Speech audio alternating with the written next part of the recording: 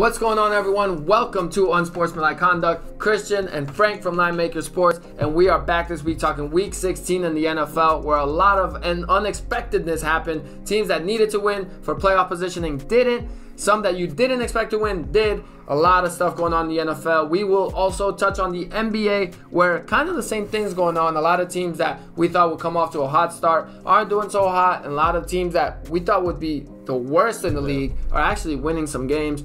But that's just the start of the year. So before we do all that and get into the NBA and get into the WTF of the week and the halftime performer of the week, we will begin with the highlights.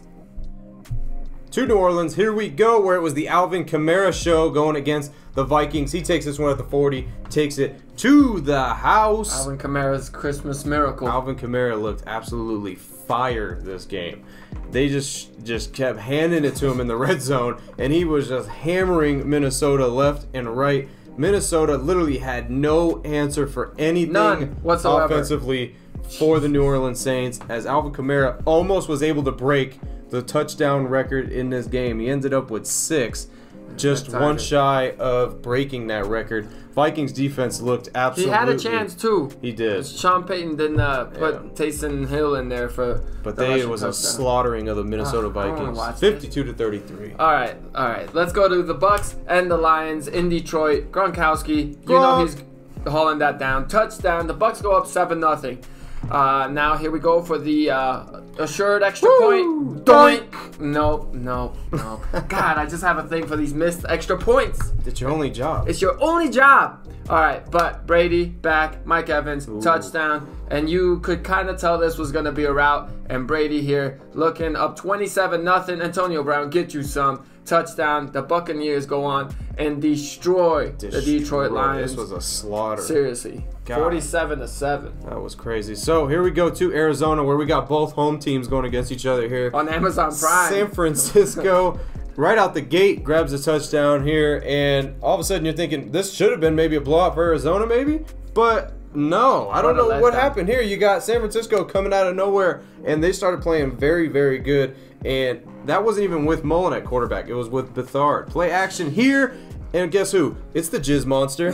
Number 44, the fullback. He grabs the TD on that one. Extra point, seal the game. This one's definitely in. Oh my God, another missed field goal. Another missed extra point. What are you guys doing out there? Those kickers need to do something. Kyler Murray steps back. A bad year for kickers. Horrible pass right there. That was way behind him, and it's picked. Niners take it. Yeah, good win for the Niners. Cardinals, that was pretty much a playoff game, and you drop an egg like that. All right, here we are in Vegas.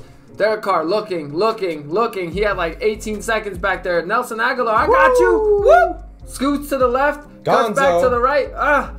He's gone. Touchdown. The Raiders, after giving up the lead, take it back 22-16. Why is it 22? Because he missed the extra point. Fitz magic, baby. Fitz magic, though. He benched Tua to put in Fitz again, and Fitz again bails him out. At this point, just start Fitz. You're in the playoffs. Every game.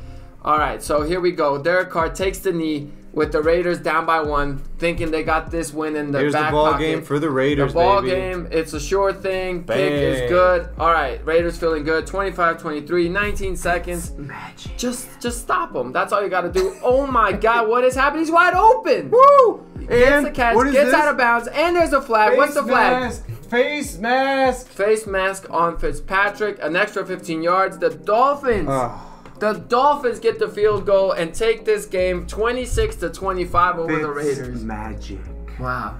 Here we go to New York. It's the Jets. Are they going to go on a 2-game win streak here? They look like the best team in the NFL. You know what it is, Frank? Look at this trickery going on here. The plan is Jamison Crowder is going to start at quarterback next year. I guess. Because that was a hell of a dime. That was a pretty good pass. Sam Darnold drops back again, and that was a wide open, so you really can't miss that guy. If you do, you shouldn't be in the NFL. Jets up 13-3 here. The Browns had no receivers, so I don't know. The Browns kind of were not at full strength in this game, so I do give the Jets a little bit of credit, though. They did play very well. And here comes the Browns trying to come back, but they never could just really get over the hump in this game for the New York Jets. Baker Mayfield did all he could really with what he had. He had a lot of receivers out there that just didn't know what they were doing. This one was a classic example of he could not see the guy coming, and he got whaled, fumbles the ball. Jets take it. 2-game win streak. New York Jets. Well, there goes Trevor Lawrence. But seriously, the Jaguars are now assured the first pick in the draft. To Baltimore would go where Marquise Hollywood Brown gets the first touchdown and puts the Ravens on the board up 7-0. Okay, make that 14-0. Boom. J.K. Dobbins, touchdown. Now, with Baltimore up 20-6. Hey, guess who? Guess who's come back out of retirement and looking pretty solid? Dez. DX. Throw up the X. Des Bryant gets the touchdown there, and then that's just too much there. Daniel Jones couldn't do much against this Baltimore defense. He was getting smothered. 3rd and 10 here, and looking, nothing. Yep. And the Ravens win this game 27-13. Very impressive game for the Ravens. Here we go to Houston here. This was a garbage game. Nobody gives a shit what happens, but guess what? If they were good teams, it would have been a good game. We're going to cover it anyways. Jared Burrow is going to... Nope, Burrow's not here either. So, yep, even more reason we don't want to watch this game. But guess what? It was actually pretty entertaining. It was pretty entertaining. Brandon Allen played... What a catch. Brandon Allen played very well. Look at this. Look at this toe tap. Bing, bing, by Higgins. This was a very entertaining game, obviously, for a game that was nobody wanted to watch. Yeah. Here we go. Deshaun Watson with the step back, and that is just a wide open tight end right there. But wait a minute, is he gonna push? And the Bengals guy helped him. He's in there for a touchdown. Texans take it back. Brandon Allen on the other side hands it off. Oh my God, Perrine looking good right there. Seriously. He just blew through the line. Deshaun Watson coming back down. Oh, here we go. Let's time lateral time. We're gonna take this. Where's Brandon Cooks? Find Brandon Cooks. He's the fastest guy on the field. You gotta find him. You gotta. There he is. Oh, is he gone? He's gone. He's gone. No, he's not. Oh no. Big guy. Don't give it to the lineman. Come on. At least you got to the. And then he got to the 40-yard line. That was a good try. It was a good try though. All right. I got to take this game because I hated this game. I had the over 21.5 points by halftime, which I got. So I was feeling pretty good about myself. Now, right before this touchdown, I was watching the game. The Colts seemed in control 14-7. I sprinkled a little on the Colts minus 6.5. But here, after the Colts go up 24-7, with just 3 minutes left in the third quarter, here come the Steelers. All right, Big Ben, that's a nice ball. Touchdown, 24-14 here. Another touchdown to the tight end Eric Ebron, who puts the Steelers within a field goal. And now after the Colts offense didn't do jack shit, Juju for the game-winning touchdown in the back of the end zone. Steelers up 28-24. Phillip Rivers, one more shot. Oh, no. Slightly overthrown. Receiver can't hold it down. That was a major choke. The Steelers come back and win the game. Major choke. Here we go to Jacksonville. Here we go. It's Jacksonville, Chicago. Trevor Lawrence. Start. Oh wait, not yet. Hold on. Jacksonville Lawrence's. That's next year. We got. Is that Chark? Yeah. DJ Chark Jr. He is about to thrust his hips like nobody. Look at this. Back that ass up. That's a touchdown. Here we go. Trubisky back now. Drops back, and he's going to take this one right to the house. This was pretty much a blowout for Chicago. Yeah, Chicago came in here. Trubisky's been playing pretty well lately, huh? Yeah, and I don't think Jacksonville wanted to win this game anyway because they wanted to lock up Trevor Lawrence. Montgomery's been running the ball well. So Minshew's a little nervous, I could tell, that they locked up this first pick. But anyway, this was a complete blowout. Jimmy Graham there in the end zone. Great pass, great catch. 47-17, absolute blowout. All right, so to Kansas City we go, where I had the over to offensively high-powered offenses. Scoreless late in the second quarter. What the hell's going on? The Chiefs don't even score. What's going on? They haven't scored. All right, well, here we go. At least they scored 2 late touchdowns in the first half to make it somewhat of a medium scoring game. But still, they start off the third quarter, can't get a touchdown. The Chiefs go up 10-7. But here comes Atlanta. Late in the fourth, Matt Ryan, bullet pass to Laquan Treadwell, former Minnesota Viking draft pick, who looked like a bust but has been playing pretty well this year with Atlanta. So now the Falcons are up 14-10.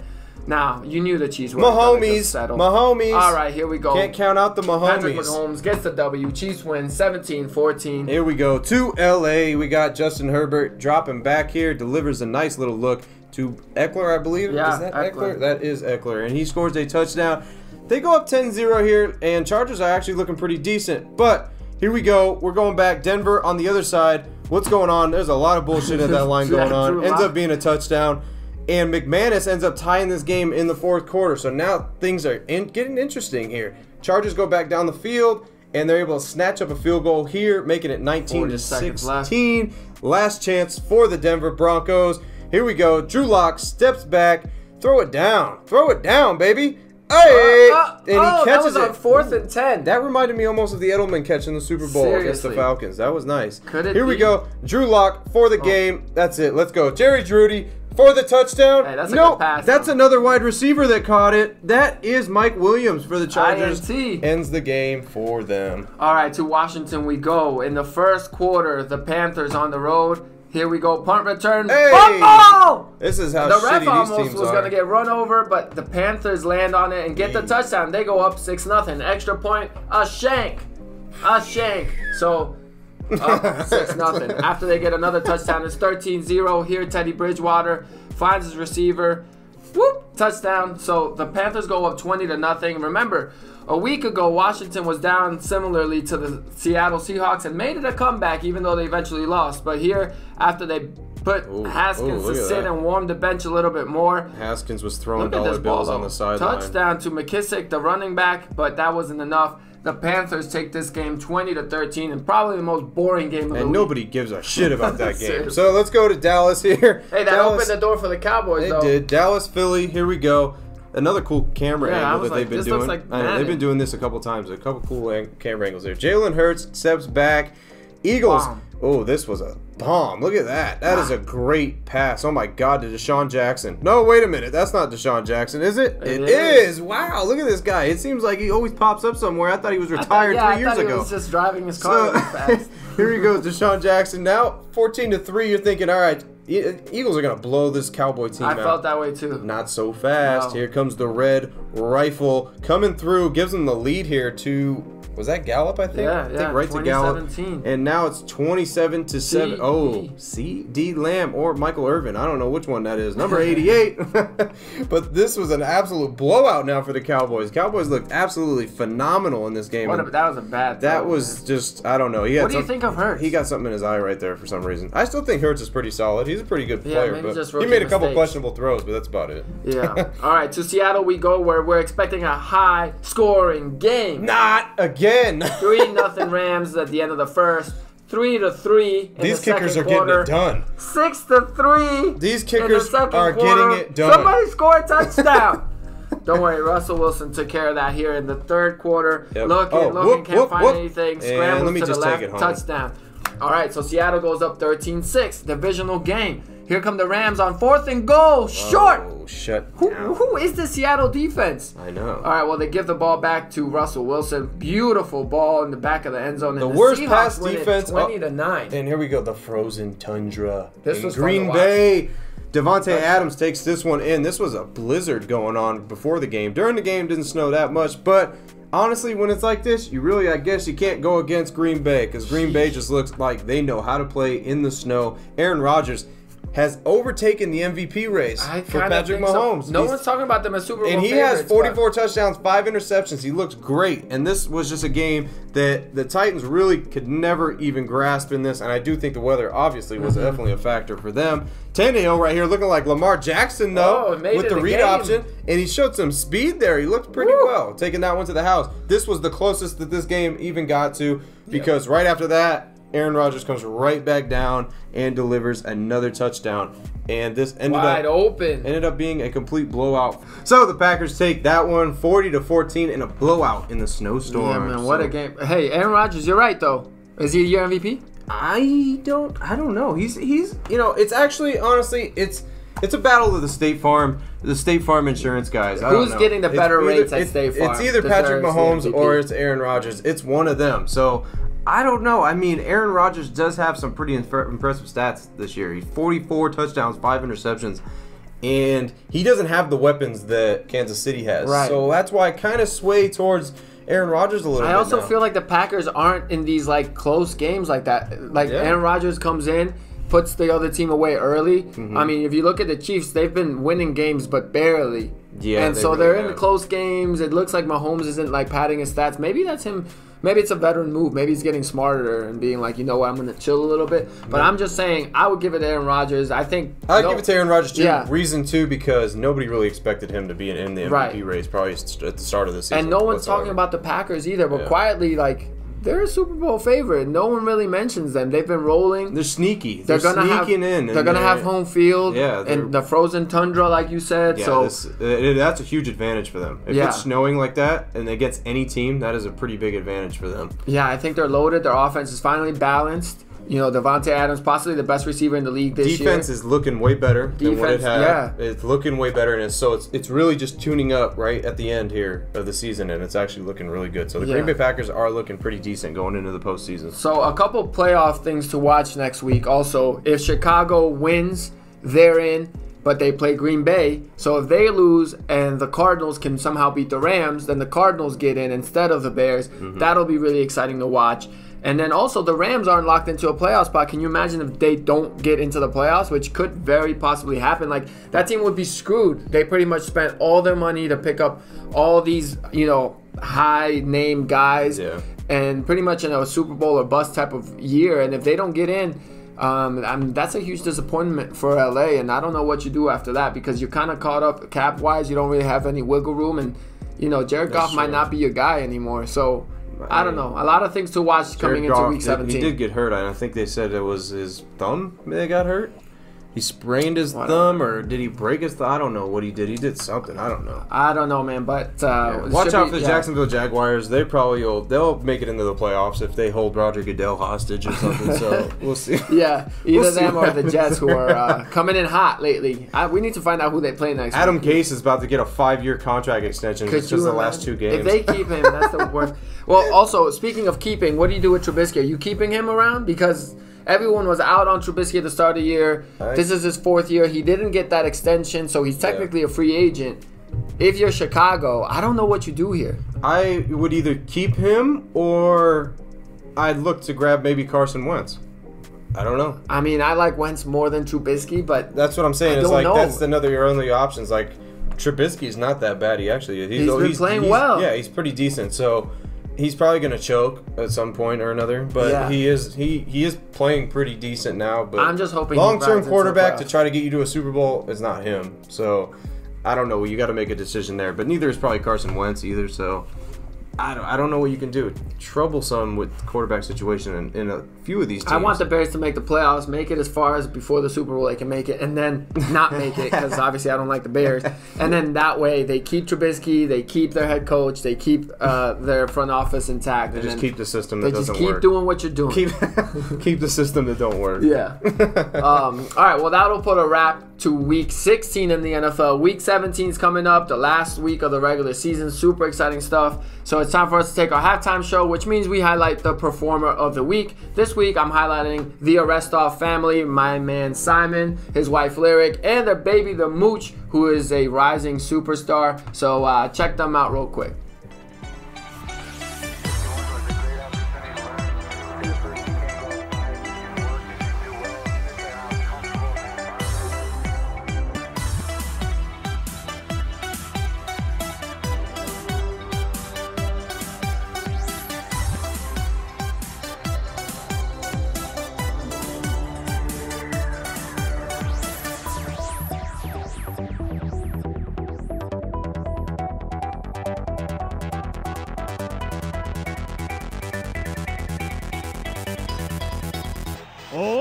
One-year-old Alexander.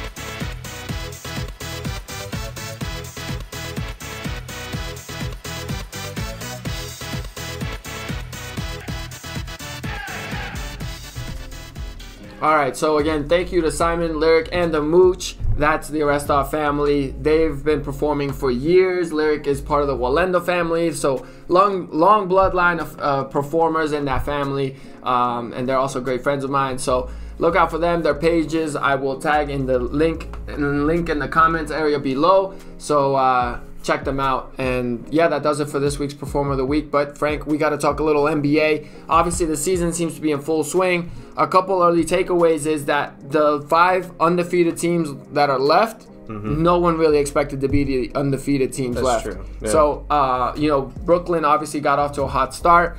And then they just lost to Charlotte. Yeah, it was a little bit of a shocker right there, probably. And Kevin Durant got dunked on twice. Oh yeah, he's been dunked on like 4 times this year already. I mean, in this early season, he's already been getting yammed on left and right. He's trying. At least he's trying. Yeah, at least he's block. trying. Yeah. So James Harden would just be sitting on a bench or something. He'd just walk away. Yeah, seriously. On the fast break. So a lot of teams in the East, like the Cavaliers, started off doing well. The Pacers are looking pretty well. They just beat Boston. They are. Also, Percy might be the best NBA handicapper of all time. Dude, seriously, we did not have a good gambling week. With he's undefeated. Picks, but Percy went undefeated. He picked the Clippers. And you actually, tell me about your weekend gambling in the NFL real quick. Actually went pretty well, all right? Because our free play was total ass. But so bad for our free play. We actually ended up going 6-1 throughout all sports on Sunday. And we had a solid Saturday. And we had like a 5-2 Friday. So in the last week, we are 29-8.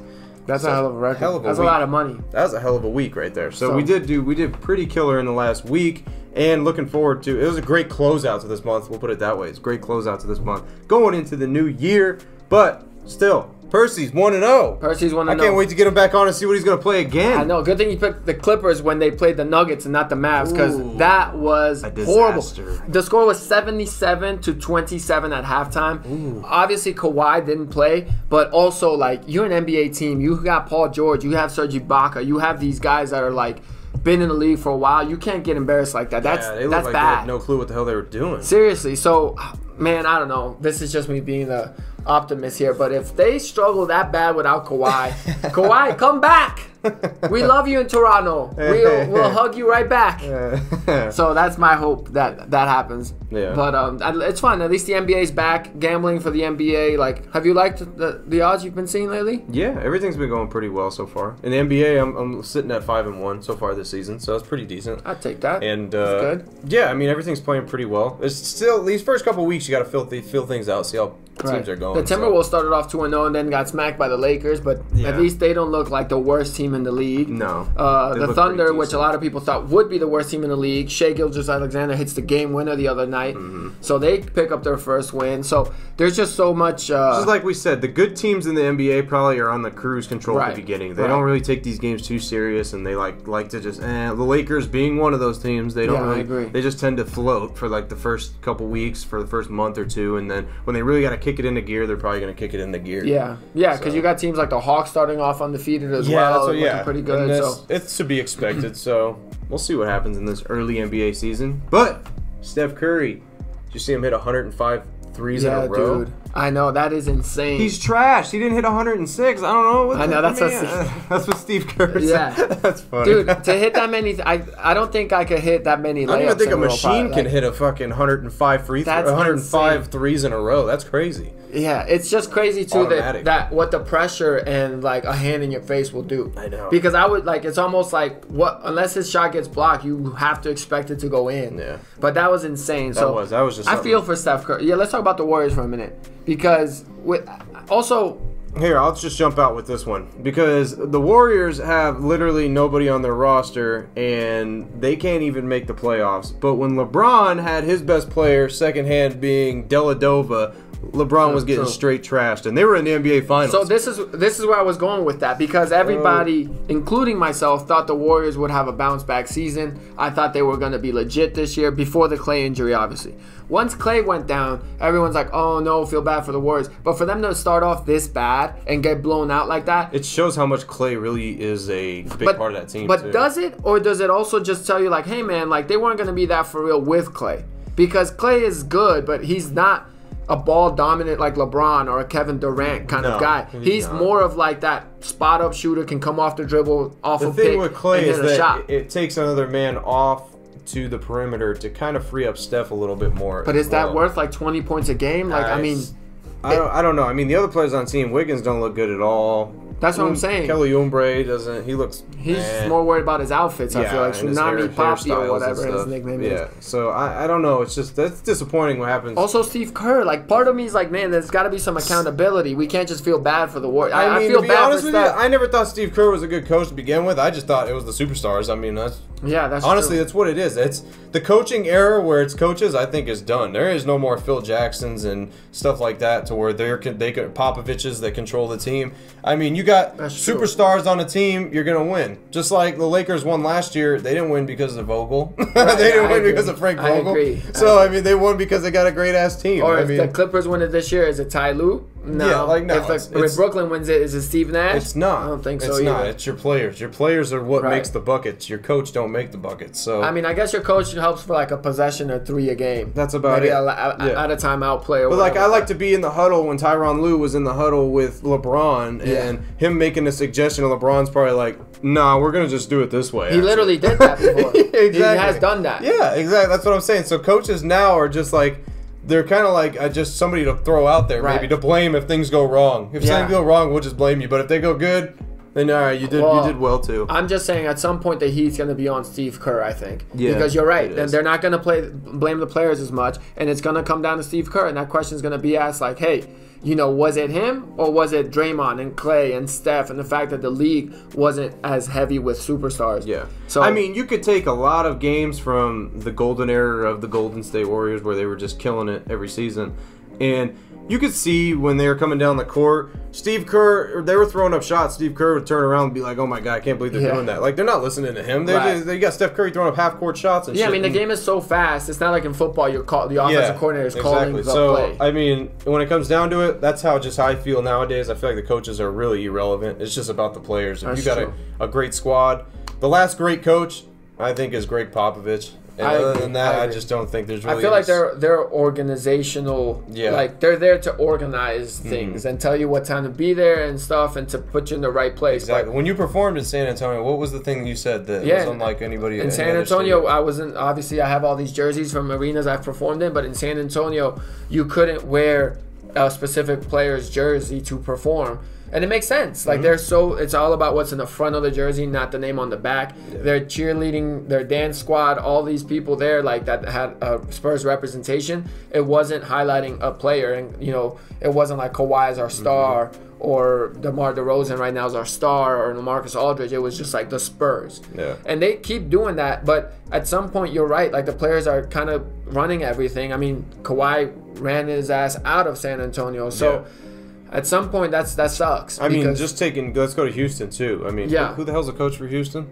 It's this new guy that they just got. That's irrelevant. He's irrelevant. That's why, because James Harden is not listening to him. He's not going to listen to him. Do you think James Harden's going to listen to him? James Harden won't even listen to the damn league when you tell him to fucking go to practice. Right. He ain't going to listen to some random coach just coming out of nowhere. He broke protocol and was out here clubbing when they said no clubs. Exactly. And he's still playing. Honey buns and 100K. That's what James Harden's looking forward to. Parties with Lil Baby at the club. Baby, that's about it. That's all he's looking forward to. He don't give a shit. But I mean, that's what I'm saying. Like, you got the players, and like you've addressed before, the players are becoming bigger than the organizations. They are, yeah. And so at some point, there's got to be some pushback. That's the way it is. I wouldn't want to be a coach in the NBA because I just feel like I'd just be like, try to grab the whiteboard and I'd be like, all right, LeBron, what do you want to do? Right. Seriously. What do you want to do? I'll hold it for you while you draw it on there. Just let me know. You need some Gatorade? Yeah, because like, what am I going to do? I'm going to be like, LeBron, I don't want you to take this last shot because you're 25% from 3 in the last 10 games. I need you to pass this. He's going to look at me and be like, no. Or when you need free throws at the end of the game. Good luck benching Giannis. That ain't going to happen. Yeah, exactly. Yeah. So, I mean, 65% free throw shooter. So, the coaching position in the NBA is irrelevant. Seriously, that's actually the perfect point. If you're up by 2 and you know you're going to get fouled, why would you put a 65% free throw shooter in Giannis in the game? Exactly. Like, just mathematically, logically, I wouldn't put him in there. I would put all my guys that shoot over 80%. But that just doesn't fly in the league because obviously superstars and their feelings and all this kind of shit. So I don't know. We'll see how this season plays out. But a lot of confusion to start the year, at least, with like which teams are doing well, which ones are figuring themselves out, and so on and so forth. But But yeah, so we'll keep on watching the NBA. Percy will keep on giving free picks because he's 1-0. So we'll kind of try to continue that streak and see what happens. And now the last thing we got to do on the show is talk about the WTF, the what the fuck of the week. And this week, honestly, I'm going to put a lot of accountability on this kid. It's James Harden at the club? He's wait, like it's similar to it. Similar, but he's like a placement. Is this James Harden without the talent? I think kind of, yeah, yes. So this week's nominee for the WTF of the week is Dwayne Haskins, because Dwayne Haskins was the 15th pick in the draft by the Washington football team at the time, the Redskins, that they picked him to be their franchise quarterback. He comes in, has a very off kind of year, then all of a sudden this year finally given the opportunity again after getting benched last year. And he comes in and decides that given the captain role, he's going to go to a strip club and party it up during the COVID times without a mask and doing all the stuff that you shouldn't do as an NFL athlete, let alone as the starting quarterback. Yeah, no way. So when you're the starting quarterback, I'm sorry, but there's a lot of weight on your shoulders. And if you're not capable of holding that up, I love that the Washington football team did this. They cut him. They said, listen, man, you've only been in the league for 20 months. You're 23 years old. Most people would be like, saying, nah, let the kid learn, give him some time. Not here, buddy. Yeah. I'd rather have Brandon Allen or Alex Smith be the quarterback anyway. And he's not that good anyway, to be honest. And for the rest of the team, obviously the quarterback's the most important position. But also, you can't be going to the club all the time and just partying it up and me not hold you accountable. But if the fourth DB did that, he's getting suspended. Yeah. So I'm glad that Washington did this. I'm sorry for Dwayne Haskins, but dude, you got to grow up. You all right over here? He's doing a little elevator act. But yeah, Dwayne Haskins is the nominee. Girl under the table. Fuck, get her out of this. But Dwayne Haskins, seriously, dude, you got to figure it out, man. And hopefully somebody's there on his side. You know what worries me though? He's still guaranteed money. He's still guaranteed $4 million next year. So I don't know, because I mean, if we had $4 million, we'd be like, oh, amazing, we got $4 million. But hopefully someone in his corner can talk to him and let him know, like, hey, you have the potential to make a lot more, help out a lot of more people in your circle, in your family, whatever it is, if you actually take advantage of these blessings and this golden opportunity that has come your way. It just happens with a lot of these athletes, I notice. Yeah. A lot of the young athletes, though, more say that they don't really care about the game anymore. They just care about money, getting in there, making their money. Having a brand. And do other shit. I mean, you know how many rookies in the NBA probably have a studio in their house and trying to become rappers? I mean, what do you think Michael Jordan was trying to become a rapper when he became? I wish he was trying to become a rapper. It's just like, you know, where's the focus anymore? Like on, you know, the Mamba mindset. Where's that at? Where's the Mamba mentality? I think there's just so many avenues of success that's out there now. Yeah, that they have this shorter attention span where they're like, oh, I could be good at this and this and this. Yeah, like go to Juju. He's doing all the TikTok and all that bullshit. He should be out there mastering the craft of being a receiver. Forget about dancing and doing all this dumb shit. Master the craft of being a receiver. Do that shit later. Like, don't forget that what's made your TikTok relevant is that you're a football player. Receiver. Yeah, exactly. So you should be the best version of yourself if you are an athlete. If you're not, you need to reevaluate what the hell you're doing. So maybe at least the team went down hard on Juju, and maybe he gets it, and hopefully that changes. Not really, because after the game, they're in the locker room doing TikTok dances. The whole team was doing it this time.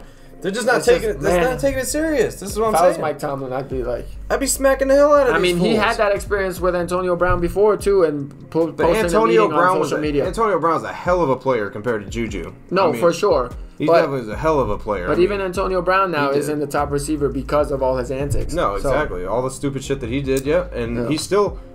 I mean, he's still actually a pretty good receiver even now. Even when on Tampa Bay, he's doing pretty good with Brady. Yeah. So, Dwayne Haskins, you get the WTF of the week. Yeah. Shame on you, buddy.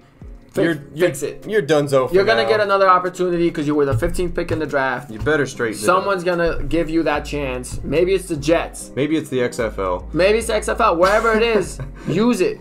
Use it. A lot of people wish they could be in your position. Don't take that for granted. Yeah, exactly. All right, that'll do it for this week's edition of Unsportsmanlike Conduct. And we will be back in a new version next week, but we'll hold it and tell you why when we return.